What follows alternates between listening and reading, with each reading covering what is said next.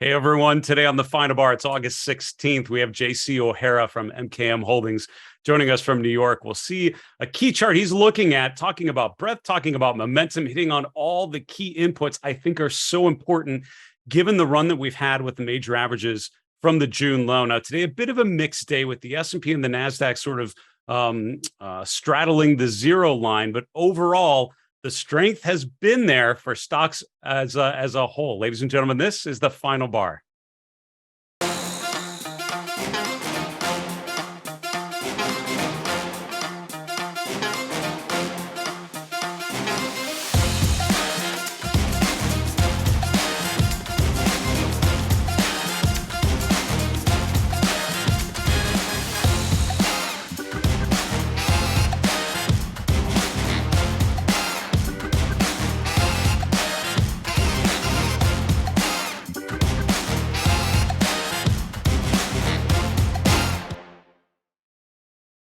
Hey everyone, welcome to the Final Bar. I'm your host, Dave Keller. I'm the Chief Market Strategist here at StockCharts.com in a sunny Redmond, Washington. Thanks for joining us every weekday after the close as we break down the activity in the markets using the power of stock charts, using data visualization techniques, the best practices of the technical analysis to better quantify investor behavior and get an edge on these markets. Now, these are volatile times. They're uncertain times. Even though volatility has come down, if you look at the VIX back below 20, it still feels like there's a lot of volatility out there and very much uncertainty. People that I know and respect a great deal who have been doing what I do for years and years are in a bit of a disagreement here. Are we at an exhaustion point after this huge 2-month rally off of the June lows, or is just the beginning, and we're going to go much further onward and ever upward, as I like to say during bull market phases? We'll look at some of the evidence together. We have a great guest today, JC O'Hara, to look through some of the evidence, particularly looking at breadth and momentum conditions, which I think have been really helpful to help you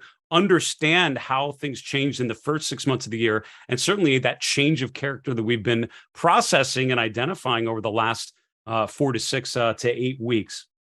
After today, we have JC O'Hara, as I mentioned, coming up the remainder of this week. On Wednesday, from Contrarian Macro Advisors, we have David Hunter. On Thursday, the 18th, Jeff Huge from JWH Investments in Minneapolis. And then coming up next week on Tuesday, the 23rd, Craig Johnson, who's the Chief Technical Analyst at Piper Sandler, also in Minneapolis.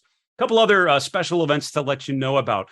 First off, my next webinar for market misbehavior will be coming up next Tuesday. That's August the 23rd, 1 o'clock Eastern, called Seasonal Struggles for Technology. Tech and consumer have done such a great job leading the market off the June lows. They also are mostly overbought, leading into a seasonally weak time for technology. We'll look at some of the evidence together and see what that means about a potential pullback August into September. Go to marketmisbehavior.com/technology to sign up for that free event next week. Also, ChartCon, we are ready and accepting signups for our fantastic event coming up the first weekend in October. Go to stockcharts.com/ChartCon to find all the information. Linda Raschke, Larry Williams are our two keynote presenters. We also have some really cool panel discussions, one focused on managing risk, one focused on stock and ETF ideas, one with a bull and bear debate. We'll match different contributors to take two sides of different major charts and see what the evidence comes out as. Also, a lot of opportunities for you to interact with our hosts and with each other. So make sure you go to stockcharts.com/ChartCon for more information and to sign up for that event coming up in early October.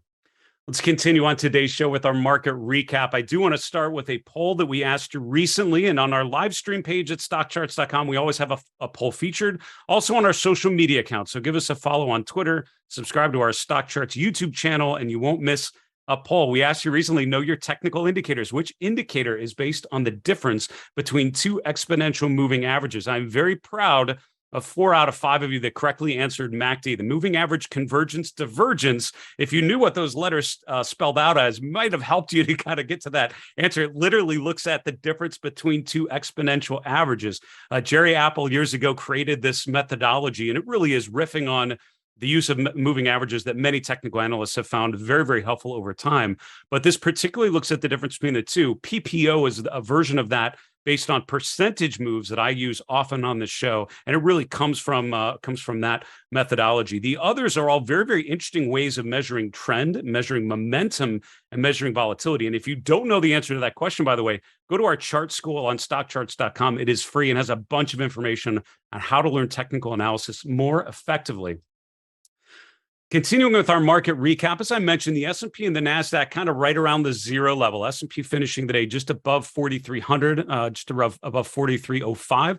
The NASDAQ composite just above 13,100. That's down a 0.25%, a little less from yesterday. So no real move. So it was a choppy session, but at the end, directionally, not a lot of gains or losses on either side. Now, the Dow gained 0.7%, outpacing the others. Now, a lot of that is driven by stocks like Walmart and others, big box retailers that had a pretty decent earnings win this morning, which really pushed them to the upside. We'll look at a chart of Walmart here in a little bit. There's a gap involved that we may want to pay attention to. Mid caps and small caps up as well in the 0.5% range, and the VIX is back below 20. Now that 20 level is so important because all the major market tops going back in 2022, and most of them, if I remember right, had the VIX right around 20. So we're right at that level where the market has run, the volatility has been muted, and usually that's been a turn higher. That's why I think the chart of the VIX can be so helpful right now. It might tell you if things are different, right? If this is a different environment than sort of the standard bear market rally. It certainly feels that way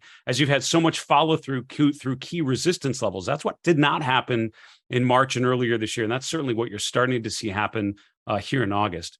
Interest rates, kind of an interesting day. You moved higher in the morning as bonds sold off, but through the course of the trading day, kind of came back down. So 10-year yields just above 280, long bond yields just above 310. Dollar index really flat from yesterday's close, by the way. Gold, silver, both down just a little bit. And broadly speaking, the commodity space was weaker today. A lot of red looking at the 8 most common commodity ETFs that we track.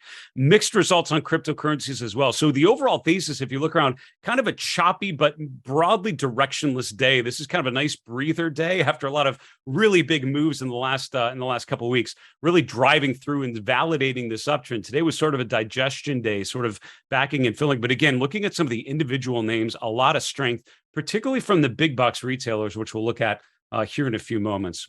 I want to look briefly at a chart of the S&P 500. I know talking to my guest, JC O'Hare, we're gonna spend a little bit of time on the S&P. So I don't want to spend too much on it, but only to point out that today we touched the 200-day moving average. That's the last time, or that's the first time we've been there since mid-April. That was the last time we traded up to the 200-day from below. That ended up being a big bearish engulfing pattern, kind of. It wasn't the most ideal kind of storybook pattern of that, but really showing distribution on the day that we rallied above there. Today sort of traded up to the 200-day, pulled back a little bit, but not really any sort of negativity. Still a lot of white candles. If you look at the recent couple weeks in the S&P 500, sort of closing near the highs of the day or certainly above the open, showing further and further progress to the upside. This is after the S&P got above the 50% retracement of the January peak to the June low. That's pretty meaningful. So we're right now at reaching that resistance of the 200-day and the 61.8% retracement level, which is a little above there, right around 43.65, 43.70. So we're kind of right at the next. I feel like we keep highlighting a resistance level. We hit it, we consolidate for a week, and then we blow through it. That's happened on most of these on the way up. We're kind of at the latest one, and arguably the last one until you get back to like 4,600, right? We get above 43.70. We've kind of gotten through the last resistance potentially until 4,600. That would take us back to the February, March highs. Talk about an incredible reversal from the sell-off that we saw April, May, and June to the rally we've seen now in the last couple months.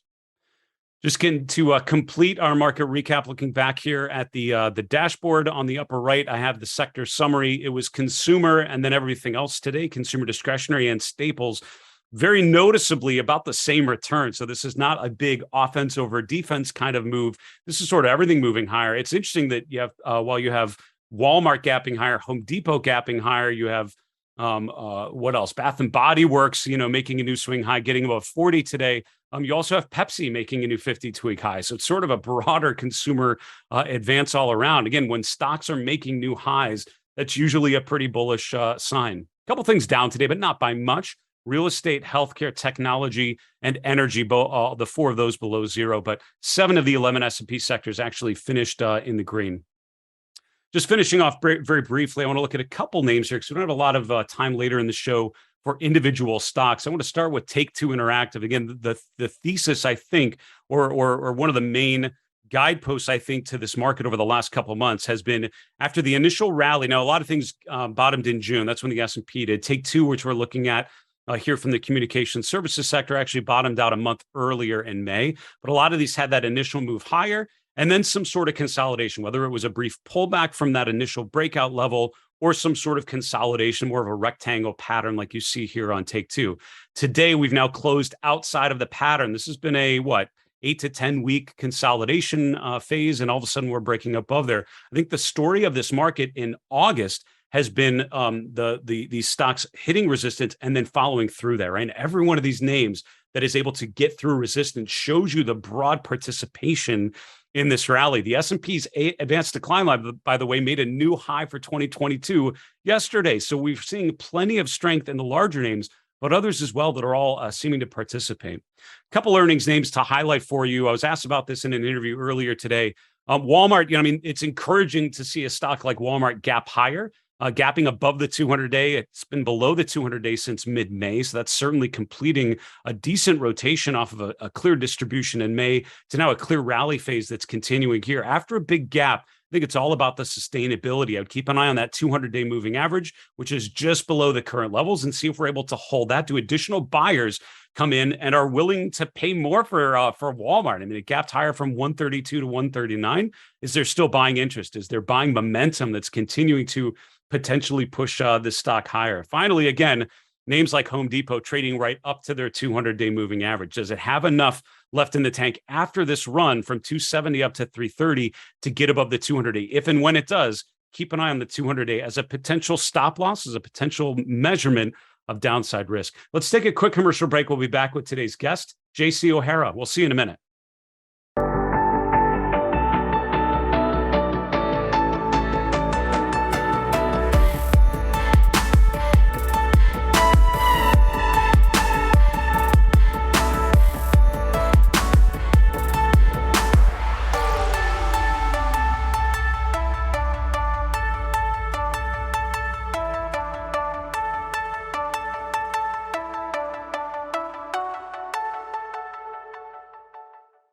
Hey, everyone. Welcome back to the Final Bar. This is Dave Keller here at StockCharts.com. We appreciate you joining us every weekday after the close as we break down the markets using the power of stock charts. A couple quick announcements before we get to today's guest, JC O'Hara. First off, we welcome your feedback, but we especially welcome your questions. We're going to do a mailbag segment a little later in today's show. We love to feature your question live on the air in our next mailbag on Friday's show. You can email us your questions, thefinalbar at stockcharts.com, or on Twitter at FinalBarSCTV, or on YouTube. Put a comment below the video you're watching on our Stock Charts YouTube channel. We'll gather all those together and hope to answer one of yours live on the air on Friday's show. Also, go to StockChartsTV.com. That's our on-demand platform. We have so much, a rich set of content in uncertain times, all available for free at StockChartsTV.com, or on your mobile device. Just search for Stock Charts TV on demand. I want to welcome on today's guest, JC O'Hara. JC's the Chief Market Technician at MKM Holdings. JC, it's a pleasure to see you again. Welcome back to the show. Thank you, Dave. How are you today? Great bull market we have going on here, huh?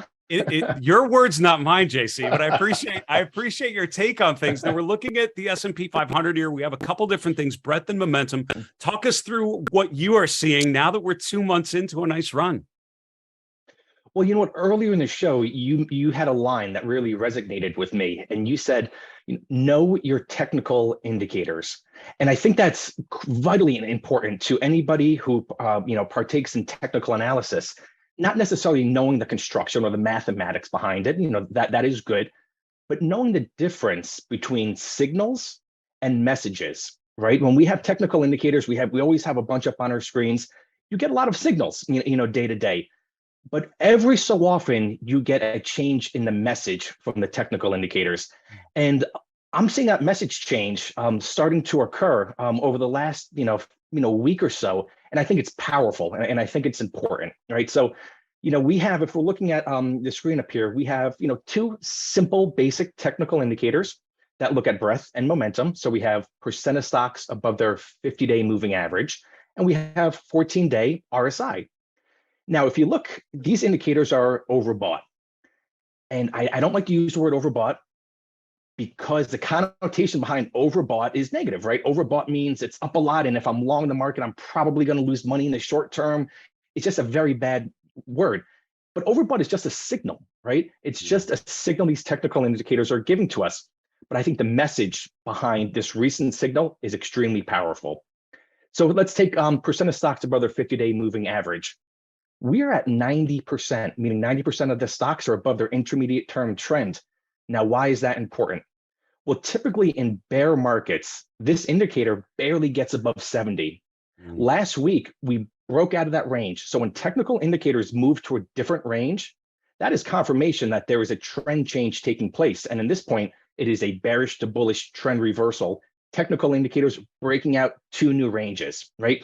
We haven't seen this much breadth and this much participation since going back to April of last year.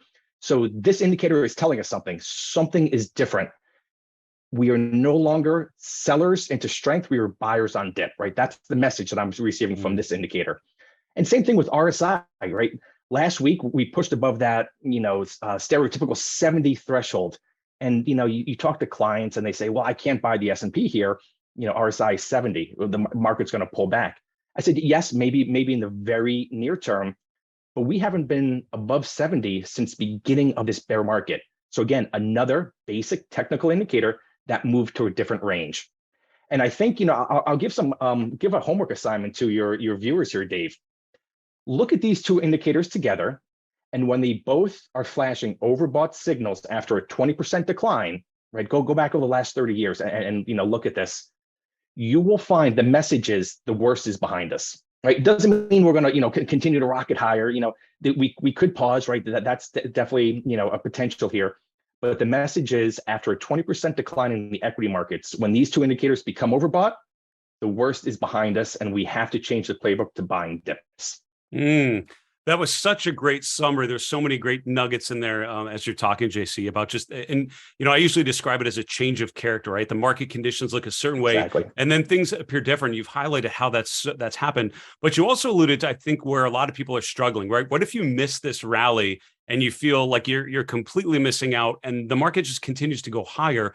What do you do in this scenario? Where are you looking for opportunities and how do you set yourself up well for a potential further upside, given the strength that we've seen so far?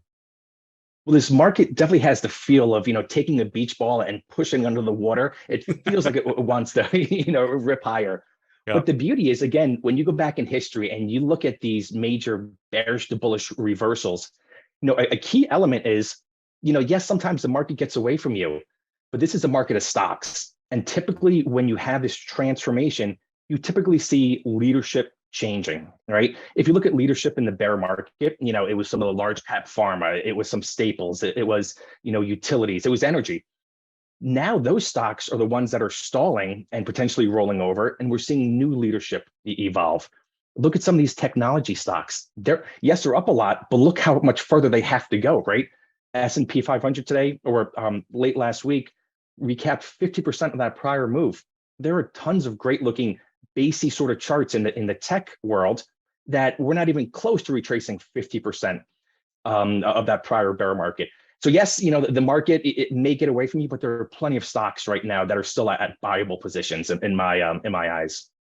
I feel like in these kind of environments, taking a couple steps back from the monitor, really thinking about these rotations can be super, super helpful. And JC, thanks for talking us through that rotation and how to approach it from a technical perspective. Listen, be well. Have a fantastic honeymoon, by the way. Thank you. We'll see you again soon. All right. Thank you, Dave. Sounds good. Thank you. That's JC O'Hara. JC's the chief market technician at MKM Holdings, coming to us from New York. I love the way that he described that. And very few of our guests actually directly sign homework to all of you, but it's been done. And I think there's a great lesson in what he suggested, which is look back at market history to when these certain conditions have emerged. A lot of what I feel like we do as technical analysts are really serving as market historians. It's sort of like a, did you know, as sort of the public service announcement. Here's what's happened the last time these indicators have been so overbought. A lot of times there's that emotional reaction. There's that visceral reaction to what's causing, what's moving in the markets. At the end of the day, it's all about seeing what's happened previously and using that to bet on the averages, bet on the probabilities of what's most likely to come. Great take there, by the way, by JC O'Hara from MKM Holdings. Let's continue on today's show, answering your questions from the Final Bar mailbag. As a reminder, our mailbox is always open. The Final Bar at StockCharts.com is the best way to get a hold of us. And let's go to question number one. According to !PRII, which I'll show you here in a moment, there shouldn't be much concern regarding inflation. What do you think? And here's the chart that you actually shared. So first off, thank you so much. The person that sent this in, you included a permalink below the sharp charts. There's this little guy that says permalink on ACP. There's a little arrow like you want to send something. That'll give you a link. If you share that link with me, it's really easy for me to see the exact chart you're looking at on my own login. It can be a really easy way to compare notes. And by the way, that's a great way to send charts to clients, to other people that you want to connect with on social media as well. But you're referring to this index, !PRII.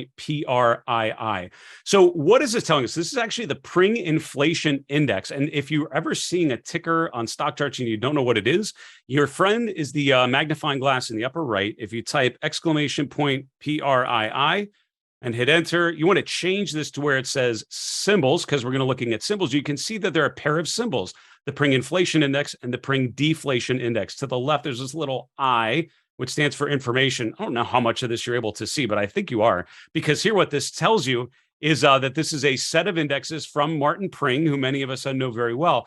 !PRII is not a measure of inflation directly. It's actually tracking a basket of inflation sensitive stocks. So this is a group of stocks, and it tends to focus on things that that are sort of sensitive to inflationary pressures. When inflation is high, when it's strong, mining stocks, materials names, energy stocks tend to do pretty well. If you look at the other one, the deflation index tends to be things like banking, insurance, and utilities. And so those are the types of stocks that are included in these proprietary indexes. So when you're looking at this chart, you're not directly looking at inflation, you're looking at the stocks within those sectors. So what you have to remember is this is actually a bit of a surprise to me to see this inflation index doing so poorly when inflation has been so strong, right? And the chart you're actually showing is a performance chart. So you're starting at the beginning on the left side and showing the returns from the left side of the chart to where we're at today. So in about a year and a half, these are basically flat for the period. You can see that they rallied pretty good in the first half of the year and then came down. I think because this is the reason because energy obviously did so well, materials as well, and then they all came down, particularly mining stocks, which I know have a decent exposure in there. What's interesting to me is the signal that you get from the MACD indicator, which was one of our poll questions just this last couple of days, indicating a buy signal here in mid-July that tells you that the basket is actually starting to improve a little bit. So what it tells me is these stocks that would traditionally lead in an inflationary period have not really been leading. I don't know if that necessarily has a signal, but it could be a really interesting way to see if those names like energy, materials, mining stocks in particular start to improve a little bit. So interesting chart, and that's a set of indexes I'm sure many people have not widely followed. I would just caution you about making any sort of prediction about inflation based on this. This is more about the stocks that tend to do well in inflationary periods. Question number two. Can you talk about the connection between the bond market and the stock market? I love that question. You went on and shared a number of other things, by the way. What would happen if the Fed rolls off bonds they've purchased? Isn't this new territory? If you flood the bond market, won't stocks go higher until an equilibrium returns, et cetera, et cetera, et cetera? So we don't have a full, hours to go through this question. And that could be the subject of a webcast, which I'm mentally noting is one I might want to do later this year. But how do we answer that question? So the chart I would show you for this is one of my intermarket analysis charts. And it's probably just this one, probably just the 10-year yield, because at the bottom here, I have a couple of ratios which can be really helpful. Here's the chart of the 10-year yield going back over time. And I think, when a lot of people try to make a relationship between what stocks and bonds do, what you have to remember is that relationship actually is very fluid, right? There are times when stocks and bonds actually move together. There are times when stocks and bonds are actually inversely related. To be honest, you can find that same issue with stocks versus gold. A lot of people think if stocks are going up, gold is going down. That is super not the case. That's the case some of the time, but it's not a one-to-one relationship like you might expect. Same with the dollar and stocks, because there are times when the market does well in a stronger dollar environment. There are other times when the dollar is actually weaker, when stocks are doing okay. So what I would say is it definitely has impact on leadership. And that is, I think, the main takeaway I would have when you're looking at rates. If you look at what's happened with interest rates in the last couple months, the 10-year yield has come down. This ratio, the second panel down, has come down as well. This is a ratio of the value ETF versus the growth ETF. So if this is going down, values outperforming growth, values underperforming growth, which tends to happen when rates are coming down. When rates are rising, it's a much better environment for growth stocks. And when rates are rising, it's actually a poor environment for growth stocks, which is why the ratio goes up. The reason is because when interest rates go up, and I'm simplifying a great deal, when interest rates go higher, that means the future earnings growth, the earnings capability, the earnings potential of growth stocks just becomes less attractive because you have higher yields. Just taking on no risk, you're able to get a pretty decent yield from bonds. So when rates go higher, that means you're getting more for owning treasury bonds, and those discounted cash flows of future earnings growth of growth stocks is just less attractive to investors. And that's why growth stocks tend to do poorly or tend to do worse when the rates are going higher. That's why my guest, Ari Wald, by the way, I think that was last week or the week before, was talking about if rates stay low, that gives room for growth stocks to do very well. And our growth-dominated benchmarks would most likely go higher as well. Our final question, then we have to wrap. When looking at support and resistance levels, how far back to the left does one go? Yesterday, you went back 2 years on drawing a diagonal trend line. I have no idea what chart that was, so I'm going to bring up Apple just to show you, right? How far left do you go? So the short answer, of course, as you can guess, is it depends, right? Support and resistance levels can go back for quite some time, but it depends on how long-term of a chart you're using, right? So if you're looking at 10 years of data, looking back could be pretty meaningful. But here's the thing. The logic, or I think the justification for support and resistance levels, is that the market has memory. So I would say for something like Apple, making an all-time high in January and sort of retesting those highs in March, I would say the market has a very clear memory of where the all-time high is in Apple. And as we reach those levels, that has meaning. One of these kind of medium levels like May 2021, which was right around 120, 125 on an adjusted basis. Does the market really care when we hit that level? I would say absolutely not. Everything in the middle is very much a judgment call. So I would caution you, in general, the further left you go, the less meaningful they are because investors have a recency effect, a recency bias. We are always more geared towards the most recent levels, which is why I always say start at the final bar, look to the left, see where we've been above and below within recent history, and those are the levels to pay attention to. That is a summary of how I would address that question. And again, a great idea for a webcast, which I feel like I will add to my list as well. But we need to wrap today's show, folks, and go to the 3 and 3. Let's talk about 3 charts that tell the story of this market in just about 3 minutes. And here's chart number 1. My guest today, JC O'Hara, what a great job talking through the S&P, talking through breadth, talking through momentum. I thought that was a great summary of where we're at. I love his feel-good comment about if you missed this move, it's not all over, right? There are stocks that are still starting to work and stocks that are still at very buyable points. I think that could be encouraging for you. What's interesting to me looking at my breadth analysis, this is the S&P on the top, the percent of stocks in the S&P above their 200-day and the percent above their 50-day. The 50-day getting up to 92 is what I talked about with JC. Look at the fact that now over half of the S&P members are above their 200-day moving average. That is really interesting to me. The S&P 500 itself just reached its 200-day today. It's now over 50% of the S&P 500 are above their 200-day moving average. Back in mid-June, that was around 10-15%. This indicator being above 50% is a bullish signal, and we have reached it this week. Chart number 2 is Home Depot. Big box retailers like Walmart and Home Depot having a nice earnings release, having a nice bounce as a result of that. Again, what I'm concerned on a macro level is how we seem to be ignoring the impact of future Fed rate hikes. The argument, if you're buying stocks here, is that those future rate hikes really don't have much impact on consumer behavior or on the overall economic conditions. Also suggests that inflation, oil prices, none of that is really an issue anymore, and that these companies that have had big drawdowns, that's enough, and now it's all priced in. I don't know if I could confidently say that, thinking about the next 3 to 6 months and what I think is most likely to happen with interest rates, with inflationary pressures, and others. Our final chart on the 3 and 3, Pepsi making a new 52-week high. In any environment, in any given day, some stock somewhere is probably breaking out.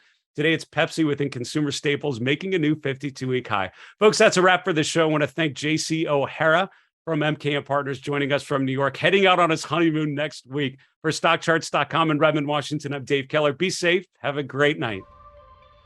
Hey, Grayson Rose here with StockCharts. Thank you so much for watching. I hope you enjoyed that video. If you did, consider giving it a like down below, maybe leave us a comment, and if you're new to the channel, you can subscribe at the link up above. We're gonna bring you daily content from an incredible collection of technical analysts and financial experts.